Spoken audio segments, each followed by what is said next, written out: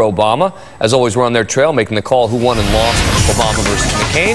With us tonight, MSNBC political analyst Pat Buchanan, April Ryan, White House correspondent for American Urban Radio Networks, and radio talk show host Stephanie Miller. All right, Pat, you've said that Obama needs to realize that this is the NFL. Is this his first major hit?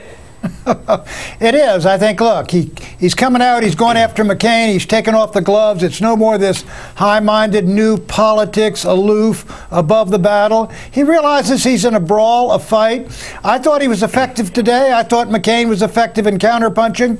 I think it was pretty much a wash today. Here's Obama really going after McCain today. You know, when John McCain's campaign goes out there and starts saying things like, I'd rather lose the war to win an election. Or when he says that somehow I didn't want to visit troops in Germany, even though every reporter says that's not true. Well, you're not trying to solve problems. All you're trying to do is divide people so you can win an election. That's nothing to be proud of. So, April, we're seeing Obama really on the attack here on a number of fronts. Good move? Yes and no. Barack Obama is on the attack because he has been attacked, and John McCain's attacks have worked in the last couple of days. So he's trying to come back and gain ground, and I think right now he's kind of even on an even keel right now. Stephanie? You know, Dan, I got to say, I think Obama is winning this one. It's a little tough for John McCain to call anybody a flip-flopper. He has flip-flopped on every single issue, including bills with his name on them, like the immigration bill and campaign finance. He's flip-flopped on offshore drilling. Obama offers a comprehensive energy plan, you know, Dan, and their response is, there's air gauges because his only plan is to blow up your tires. It's fifth grade. I got to tell you, I think that this strategy of Obama going more on the attack is a win for Obama. As long as he's attacking on substance, as long as he's responding, I think that's a win for Obama. Next up, a pair of brand new TV ads from Obama and McCain with one underlying theme in common: President Bush. Now, first, here's McCain's ad, where he attempts to distance himself from President Bush by railing against Washington. Then the Obama response ad, which ties McCain directly to Bush. Washington's broken. John McCain knows it. We're worse off than we were 4 years ago. Only McCain has taken on big tobacco, drug companies, fought corruption in both parties. He'll reform Wall Street, battle big oil, make America prosper again. He's the original maverick. He's the original maverick. The President and I agree on most issues. There was a recent study that showed that I voted with the President over 90% of the time. John McCain supports Bush's tax cuts for millionaires, but nothing for 100 million households. He's for billions in new oil company giveaways while gas prices soar, and for tax breaks for companies that ship jobs overseas. The original maverick, or just more of the same? Yeah. Pat, can McCain really succeed by saying Washington is broken, we're worse off than we were before, sort of almost playing the outsider here? Well, he's trying to, Dan. I agree he's got a real problem. First, if you attack Bush, you split your base.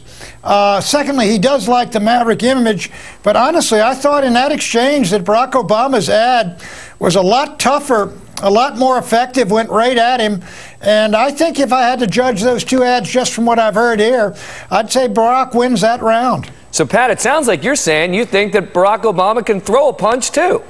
He's Barack Obama. Look, what you did the last time, it was too halting and hesitant. He looks like he needs to spend a little more time on the heavy bag before he gets it down. But he's headed in the right direction, Dan. All right. Now, April, Pat's a fighter. Pat's a brawler. He likes to see, you know, he says you got to be ready to play in the big leagues here. But Obama really going after McCain again in this ad, responding directly. You think it worked? Yes, it worked. You know, when you look at McCain, many people don't think that he's a maverick. I mean, would a maverick take a gas gauge to try to counter a NASCAR ad about energy and saving gas? Also, you know, would a maverick go out and use Paris Hilton and Britney Spears? I mean, a maverick. It's a maverick move. It's probably never been done before. It was in a politics. pop culture move. It was a pop culture move. I'm not necessarily sure it's a maverick move, but I mean, you know. And is it being a maverick by saying, Congress, you need to come back to work now? That sounds a lot like what President Bush has been saying time after time over the last couple of years. That's Harry Truman. That's Harry Truman. And that's good stuff. I mean, Harry Truman demanded the no-good 80th Congress come back to Washington. They didn't do anything, and he beat them up. I think McCain is doing well there. But, Dan, you're right. I mean, Barack Obama's learning how he got beat up in that first round real bad. And now he's going to throw a few punches. Well, here's the problem. Here's the problem McCain has with this ad, all right, saying Washington's broken, you're better off than you were 4 years ago. Remember when McCain said this recently? Senator McCain, are Americans better off than they were 8 years ago? I think you could argue that Americans overall are better off because we have had a pretty good, prosperous time with low unemployment and low inflation, and a lot of good things have happened, a lot of jobs have been created, but let's have some straight talk. Things are tough right now. All right, so Stephanie, is that a quote flip-flop from the ad that he just put out about how broken Washington is and how people are worse off than they were 4 years ago?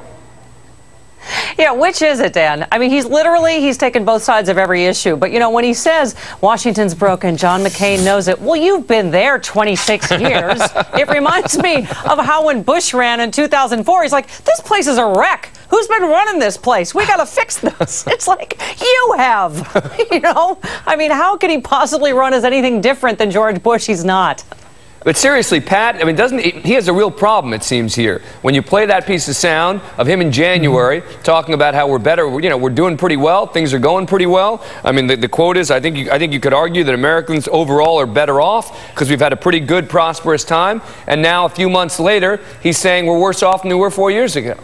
Look, there's no question about it. John McCain has been dealt a horrible hand for a nominee with a party that's brand is 15 points below the Democrats, the president at 28%, 80% were on the wrong course. I think he's doing a good job, quite frankly, in staying competitive with the hand he's been dealt because he's forced Obama really to change his strategy. Out went the new politics and all that nonsense. Yeah. And Barack Obama's starting to have to get in there and scrap with him. I think when you play those two ads together, I'm going to call it a lose for McCain. I think anytime Bush pops up in these ads, it's dangerous terrain for John McCain. Next up, Obama narrowly avoids a political pitfall at a town hall event in Ohio today.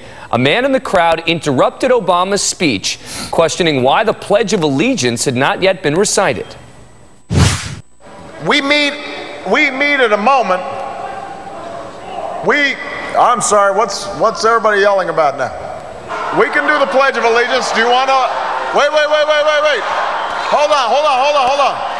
No, wait. I thought we already did the pledge. We didn't do the pledge yet? You want to lead the Pledge of Allegiance? Go ahead. All right.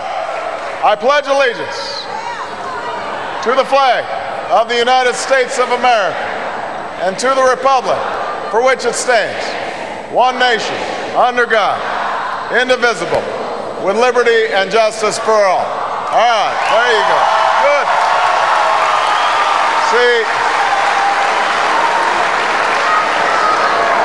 See, we usually do an invocation and the pledge before we start. So I don't know what happened, but I'm glad this young man reminded us. Thank you, sir. Smooth. I mean, April, that was a potential pit. Pat, you're troubled by that? Who, me? Yeah, I thought you made it. Yeah. No, let me tell you. He called an audible at the line of scrimmage, and that was beautiful. That's a candidate at his best, facing a situation. Getting all the words right. And he got it. Okay, let's change direction. We're moving in this direction now. Does the pledge. The whole place is roaring through the pledge. Yeah, thank God. Again. Excellent. Pat Buchanan for Barack Obama. Wow. That's interesting. Thank God, Dan. When a guy does a good job, you cheer him. Okay, all right. Thank God, Dan, that this has been settled. This has been settled, and the issue of lapel jewelry, because that's going to lower gas prices and get everybody health insurance. But seriously, Stephanie's unhappy he delivered the pledge. No, but seriously, this issue could cause him to have a loss